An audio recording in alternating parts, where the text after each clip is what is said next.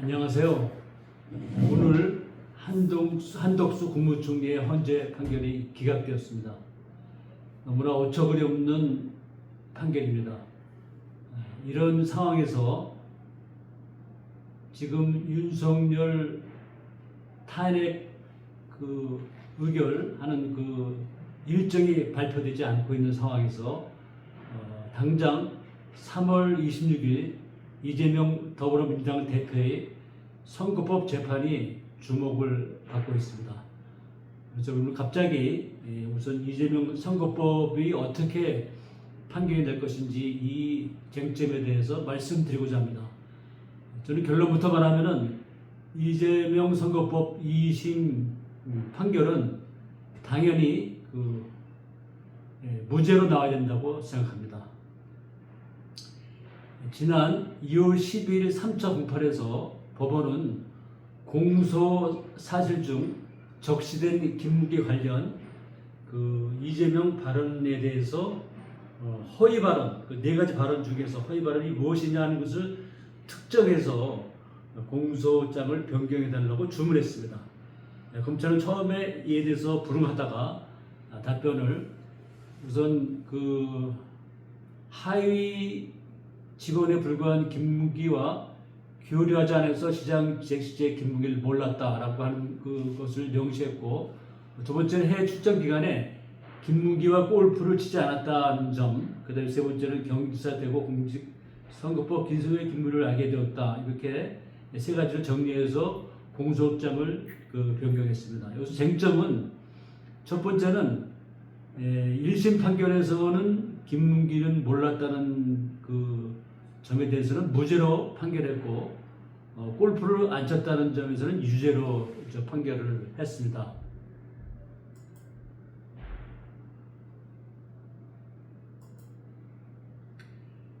여기서 1심 판결에서 이재명 시장과 김무기 전 차장의 구체적 교류행위 단정할 수가 없어서 무죄로 이렇게 판결을 하였죠. 그런데 골프를 안 쳤다고 하는 것을 유죄로 했는데, 이재명 대표의 주장은 골프를 안 쳤다고 주장한 적이 없고 사진이 조작되었다고 했기 때문에 이게 1심 판결이 잘못되었다고 이렇게 해명하고 있습니다.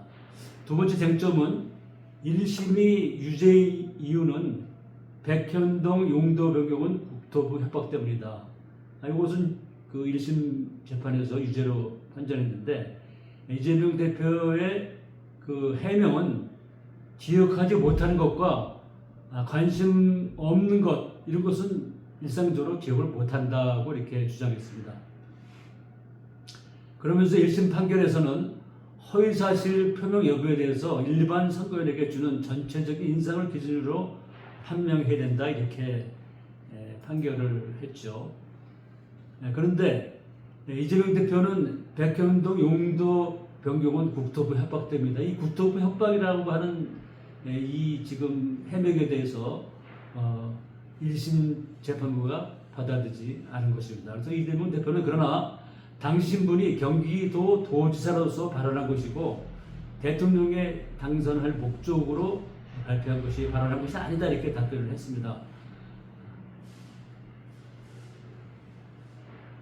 그런데 1심 판결에서는 그 발언이 후보자 행위로 이렇게 규정을 하고 해석을 해서 유죄로 인정을 했습니다. 그러나 이것은 이 내용이 과연 선거에 영향을 미쳤냐는 것이 세 번째 쟁점이 되었습니다. 당시 대선은 2022년 3월 9일인데 이와 관련 재판과 관련해서 김무기 발언은 2021년 12월이고 백현동에 관한 발언은 2021년 10월 20일입니다. 이것은 대선 전에 석 달, 5달 전에 발언한 것이어서 과연 국민 누구가 이렇게 석 달, 5달 전에 후보가 발언한 그런 내용을 기억을 해가지고 선거판에 영향을 끼칠 수 있느냐 하는 것이 좀 일반적인 해석입니다. 그래서 백현동 협박이 표현이 본인은 과했다고 인정을 했는데, 그 협박이라는 표현을 했다 하더라도 이것이 선거에 어떤 영향을 끼쳤는지 이거는 좀 상식적으로 판단이 되어야 할 문제라고 생각합니다. 마지막으로 이재명 대표는 당시 대선에서 패배한 사람입니다. 1심 판결에서 아주 근소한 패배를 했는데 선거에 영향을 주었다면 당선이 되어야 하는데 당선되지 않았습니다. 그래서 선거에서 근소한 표 차이로 낙선한 사람을 이렇게 유죄 판결하는 것이 맞는지 의문이 제기되고 있는 상황입니다. 마지막으로 지금 이 사건은 그런 의미에서 선거에 영향을 끼치지 않은 그런 내용인데 검찰의 무리한 기소로 유죄 판결이 나왔다고 이렇게 할 수가 있습니다. 그래서 당연히 2심 판결에서는 이와 관련한 선거법 그 재판은 무죄로 나와야 되는 것이 맞다고 생각합니다. 더군다나 이재명 대표는 지금 윤석열 탄핵이 예상되고 있는데 그 심판 이후에 탄핵 의결 이후에 유력한 야당의 후보입니다. 그런데 지금 이 선거법 재판이 향후 예상되는 그 대통령 보궐선거에서 1위의 유력한 후보를 아예 출마를 막는 그런 결과가 된다는 것은 국민적으로 정말 국민의 편에서 볼 때 상식적으로 이해하기 어려운 일이라고 생각합니다. 따라서 선거법 관련 문제는 당연히 우선은 무죄로 판결되면은 당연히 문제가 없는 것이고요.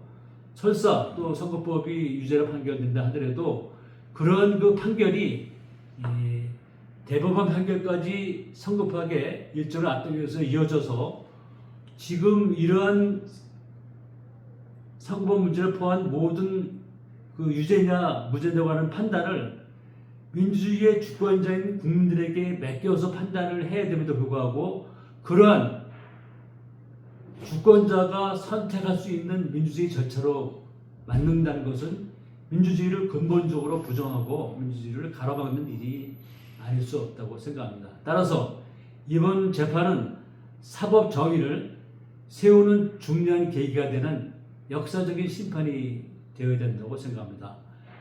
다행히 이번 비상계엄에도 우리 자랑스러운 K민주주의는 유혈 사태가 벌어지지 않았습니다. 이것은 K민주주의의 말하자면 그 힘이고 자랑입니다. 이런 K민주주의가 법원에 의해서 사법정의가 실현되어서 K민주주의를 발전시키는 것이 아니라 오히려 K민주주의를 저해하고 가로막는 그런 결과가 되어서는 안 된다는 것이 저희 생각입니다. 감사합니다.